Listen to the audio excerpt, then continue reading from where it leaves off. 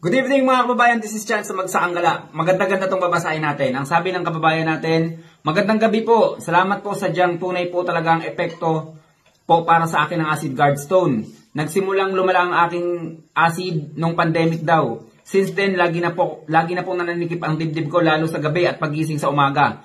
Pati yung palaging maasim po ng pag-burp o yung pagdigay gawa ng pag-akit ng acid. Yes, totoo yan. Friday po ako nag-start uminom.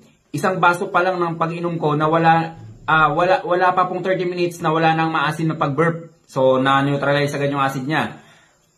Kinagabihan nun din, hindi ko pa din naramdaman pananikip ng dibdib ko. So, hindi na raw nanakip yung dibdib niya nung gabing yon. Wala pa pong isang araw, ramdam ko na po ang agad ng epekto. Umayos na po ang pakiramdam ko. Nakakatuwa po kasi ang main purpose ko sa pagbili ng acid guard po para po talaga sa thyroid ko. Pero una niyang binilanse ang acid ko. Yes, napakagaling talaga sa acid nito. At pati po pala yung mother ko, 71 years old, bumuti na po ang pakiramdam niya, acidic din po siya. At nasubukan din ng anak ko. Pinainom daw nila ng acid guard din ang pinagbabaran. And then nalusaw daw kaagad yung plema. So, ito, isa sa mga patunay na mga kababayan na natin mismo, yung mga sumusubok ng acid guard, hindi napapahiya. 100% napaka-epektibo. So, yun lang mga kababayan. Ingat kayo palagi, stay healthy. Ako si Chance at ako Magsakanggala.